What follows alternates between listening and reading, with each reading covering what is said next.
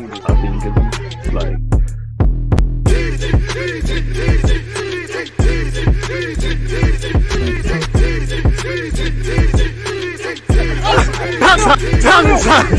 People deluded, I'm back again. Come on, Ian, man. Come on.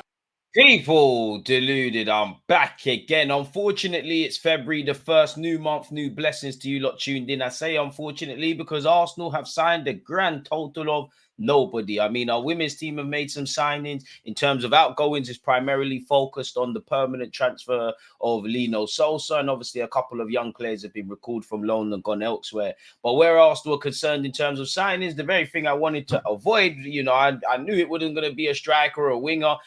Relatively hopeful of a central midfielder, but kind of pessimistic. I did think at least one defensive reinforcement in some capacity would arrive.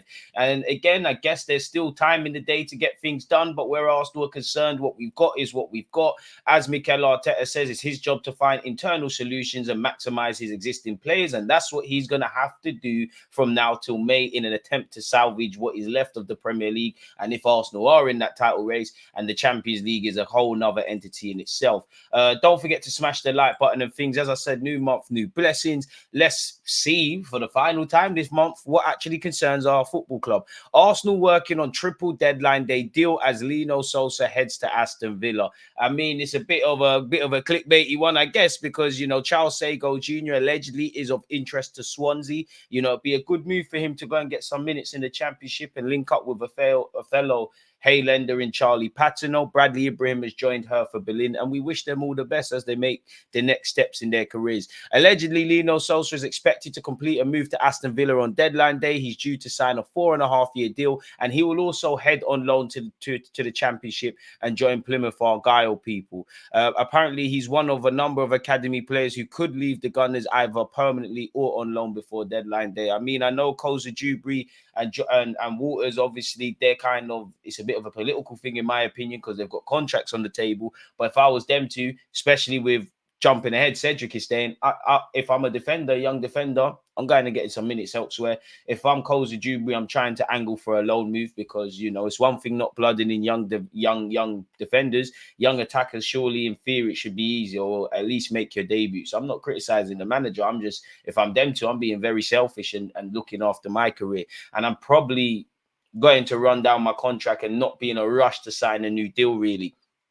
It would be nice if we were a bit more proactive in that regards, people. Big up Sago Jr. because he is one player who has, under Mikel Arteta, made his debut. As you know, he played against Brentford people in the Cat Yarabal Cup in September. Again, he'll be linking up with Charlie Patino for Swansea. Bradley Ibrahim, actually was on the bench against Burnley, I believe, in the Premier League. And yeah, he's departing the club. Apparently, two academy players who shouldn't be leaving Arsenal today are Mario Koza Dewberry and Waters. Like Sosa, they have 6 months on their contract, but Arsenal want them to stay. So if there's 6 months left, the club might have sat there in Sosa's case and said, you know what, you might have potential and things like that. Whether it's pennies or pounds, we're trying to get some money in due to FFP. We've obviously got Zinchenko, Kirill can play there, Timber when fit, Tommy Yasu, and I'm probably missing out a left back. They probably said, you know what, let's keep it moving. Even though it would have been nice to keep him, you just never know. We've been linked with Marcus Rashford. Now, Rashford's always linked with Arsenal, PSG, and other clubs. Anytime there's something off the field where Manchester United and him are concerned. I like Rashford. I like him as a person. I like what he does off the field. I think he's a decent player. But I don't think it makes sense for Arsenal purely because, again, we've got to be wary of saying people got attitude problems or incidences, but he does love, this season there's been a number of incidental issues, really, the latest being in Belfast. Arteta's not going to want that. He's going to want top wages. If I'm him, I'm looking at what Kai Havertz gets at Arsenal and saying, I want something on parity. And we're not going to get a return on our development. Obviously, he'd give us another option on the left-hand side. He's relatively, mid-age in his prime, can play in a couple of positions, but finds himself on the left-hand side. I just don't think it makes sense in theory. United are going to want an important fee. He's going to want big wages. It's not my money. I don't care, but there's not going to be a return on investment. And you just don't think Marcus Rashford, obviously he's a very good player, can score some finishes, has had some strong goal-scoring returns, but for me, I don't think his footballing IQ has significantly developed. I think he's quite wasteful. I think he's a bit of a project in itself, and we've already got that. We've taken an expensive gamble with Kai Havertz. You know, if none of these things mattered, I'm having Marcus Rashford, but I don't think it makes sense, especially if we're going to make big investment. Obviously, he's an England international. He's a Premier League household name. There's marketability there, and if Arteta can get a tune out of him, it's great. But there's too much volatility. But for what it's worth, Arsenal are keeping close tabs on Marcus Rashford's situation at Manchester United ahead of a potential move in the summer, sources have told Football Insider. If we're going to make a big money addition, it has to be up front. Rashford technically can play up front, but he finds himself on the left-hand side, really and truly, because he does strike you as a bit of a one-trick pony. Whether he has a lot of goals in the Prem or none, you don't get the sense that his footballing IQ has improved dramatically. So it is what it is. And to be honest with you, you know, Man United probably are trying to think about a future without Marcus Rashford, in my opinion, as much as I believe they wanted to stay. But, you know, if you're Jadon Sancho who's gone to Dortmund, if you're Marcus Rashford, if you're any player that's been alienated under Eric Ten Hag, is it a guarantee that this time next year he'll be Manchester United manager? I'm not saying yes, I'm not saying no. For what it's worth, though, the Gunners had been interested in a move for the England international 2 years ago, with Football Insider revealing they had set aside 45 million to sign him in the summer of 2022. It's believed they could reignite their interest in Rashford following fresh doubts over his future at Old Trafford. Ten Hag side would demand a fee well above 45 million that Arsenal maybe could have paid in 2022. As you know, he's been fined 2 weeks' wages after the whole other stuff he's doing, really.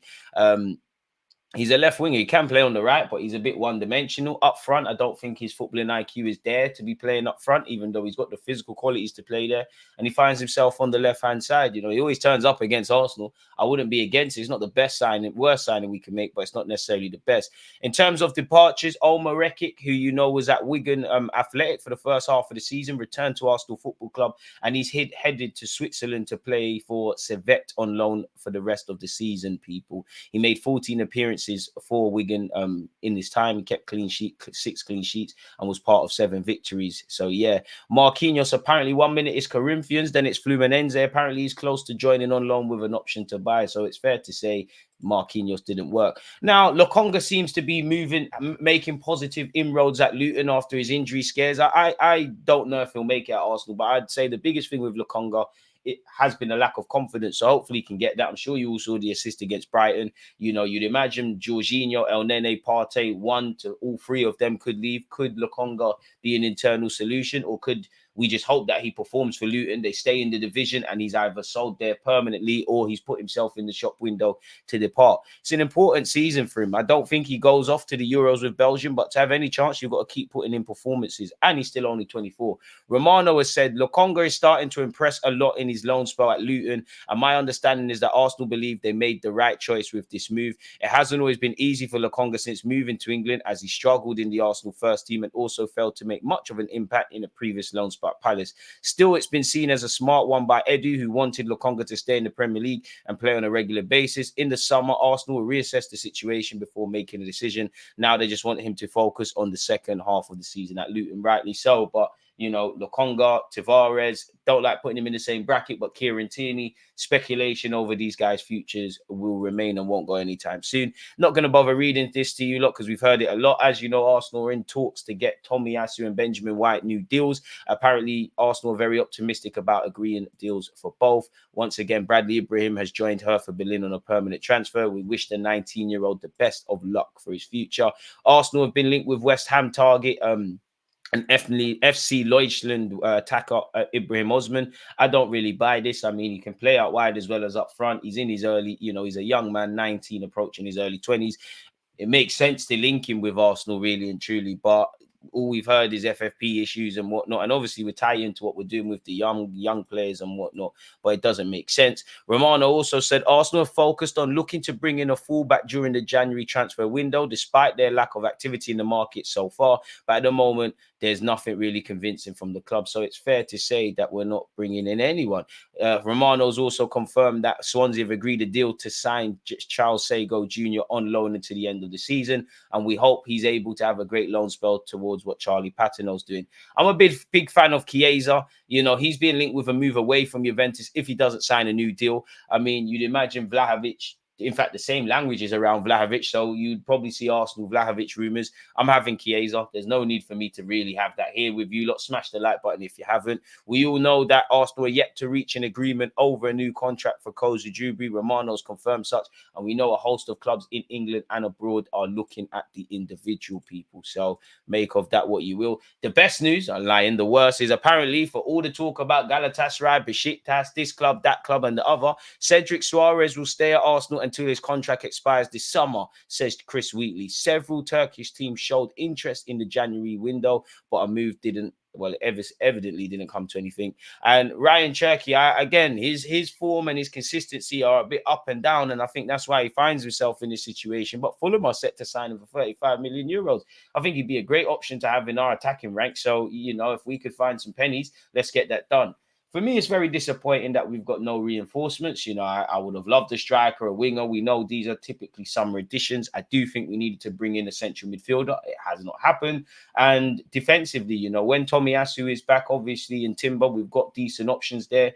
But as you see in closing out games against Nottingham Forest, as good as Zinchenko played in that game, you sign up for certain things. I did think one versatile defender, would arrive. It hasn't. So, as I said, Arteta's got to find internal solutions. He's got to maximize the squad. You know, in an ideal world, not a single Premier League manager or any manager wants to move in January. They would have done the business in the summer, but we all know January is a byproduct of obviously players not happy about first team football, contract stuff, lack of playing time, obviously not doing what you need to do in the summer, etc., etc. So yeah, let me know your thoughts on how you're feeling about Arsenal moving forward. Do you think we're in the right to make no signings if we can't find quality? Do you think we needed to find someone regardless? You know, how do you feel about the players that have been recalled or the players on loan? Because in the summer, we're gonna have to deal with Marquinhos. Obviously, you've got Kieran Tierney over there. You got Tavares. Lokonga's doing all right at Luton, but I don't know if they'll stay in the division, let alone pay whatever Arsenal's asking for.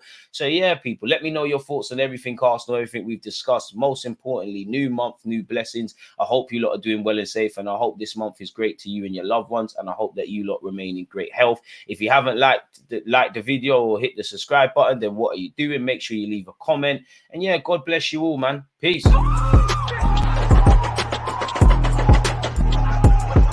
he always is that. I can run that. I think it's like.